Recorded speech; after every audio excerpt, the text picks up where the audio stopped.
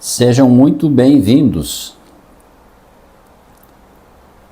Dentre as causas que levam o narcisista a perseguir a vítima, a não deixá-la em paz, estão a ferida narcísica, a fúria narcísica e a necessidade que ele tem de obter suprimento emocional narcísico. Ferida narcísica é um conceito que foi desenvolvido por Sigmund Freud. Ela ocorre quando o narcisista é confrontado, quando a vítima se defende ou ele se sente rejeitado, ou ainda quando sua máscara social de pessoa perfeita é ameaçada. Mas pode decorrer até mesmo da inveja, por perceber que outra pessoa está prosperando. Isso é uma afronta ao ego dele. Após uma ferida narcísica, o narcisista será acometido de fúria narcísica, o que o levará até mesmo a perseguir a vítima, cometendo stalking ou cyberstalking, que atualmente está previsto no Código Penal Brasileiro, no artigo 147-A. Também pode haver campanha difamatória, sendo que esta geralmente será cometida por meio de comentários muito sutis. Aquilo que a vítima falou, ou fatos do passado dela, voltarão em forma de comentários distorcidos, os quais podem causar estranheza, dificultando até mesmo a detecção da origem. Ocorre, em alguns casos, um fenômeno semelhante ao déjà vu, ou a sensação de que eu já vi isso antes. Voltando ao assunto principal deste vídeo, suprimento emocional narcísico é um conceito introduzido em 1938 por Otto Fenichel. Como o narcisista precisa alimentar seu falso ego para manter a sua máscara social, ou uma segunda personalidade, permeada por um falso senso de grandiosidade, as pessoas à sua volta terão que validá-lo. Ele vai lutar para ganhar atenção e ser a pessoa mais importante no ambiente, embora esse sentimento possa se manifestar secretamente, como no caso dele ser do tipo encoberto ou vulnerável.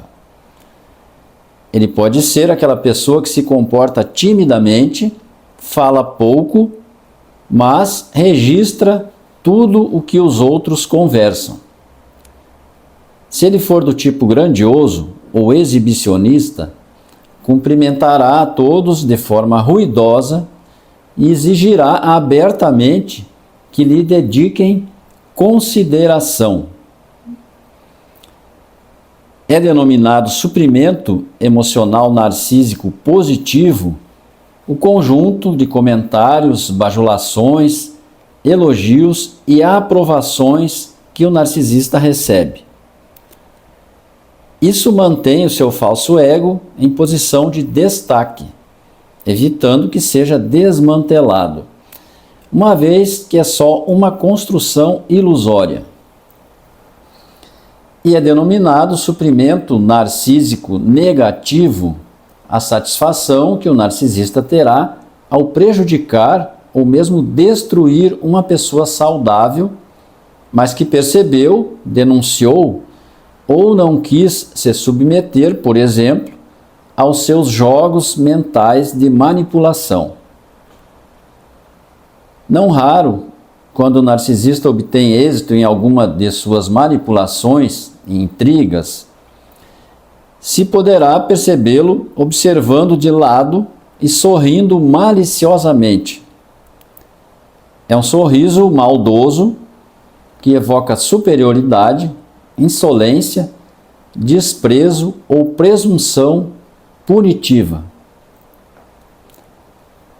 Esse sorriso malicioso foi representado pela expressão Duping Delight, criada por Paul Ekman, considerado o pioneiro no estudo das emoções e sua relação com as expressões faciais. A expressão pode ser traduzida como o prazer do trapaceiro ou do mentiroso. O conhecimento do assunto é utilizado por peritos criminais, os quais analisam expressões faciais e corporais. Há uma outra situação sem tanta gravidade quanto o Duping Delight, que denota o prazer secreto que acompanha a natureza do homem quando toma conhecimento de que algo ruim aconteceu com outra pessoa. Esse sentimento é expresso pela palavra Schadenfreude, que significa alegria perante o dano. A maioria das pessoas pode ser cometida dessa alegria, mas penso que é nos narcisistas que pode ser aferido com grande precisão o seu significado. Outros traços fisionômicos, descritos como sendo característicos do narcisista, podem causar estranheza. Segundo Erich Fromm, autor do livro O Coração do Homem, Seu Gênio para o Bem e para o Mal, no narcisista é comum vermos uma espécie de brilho ou sorriso. Manifesta-se por peculiar resplendor nos olhos. É tomado por alguns como um sintoma de semi-santidade, por outros como de semi-loucura. Esse brilho do olhar pode ser visto nas mais simples atuações, como num diálogo com um narcisista, e também em grandes interpretações, como aquelas feitas por pessoas apontadas como sendo os maiores narcisistas da história.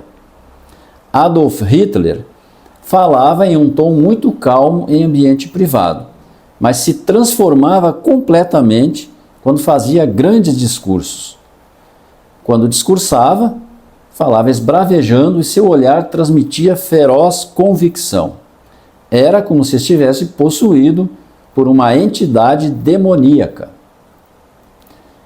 Esses trejeitos indicam que o narcisista está colhendo o seu mais precioso alimento, que é o suprimento emocional narcísico. O único propósito dos narcisistas é andar pelo mundo colhendo aquilo que é o seu combustível. Primeiro, extraindo-o do amor, admiração e elogios. Mas isso nunca é suficiente.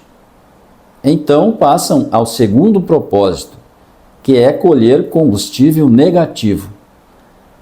Um combustível que brota da raiva, angústia, miséria, ódio e desesperança, segundo está no livro O Kit de Ferramentas do Demônio, de autoria de H.G. Tudor, um escritor que declara a si mesmo como narcisista e psicopata.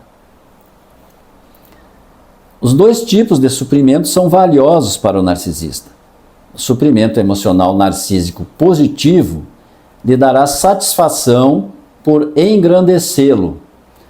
O suprimento negativo dará ao narcisista a satisfação de que, aos olhos de todos, ele é uma pessoa forte.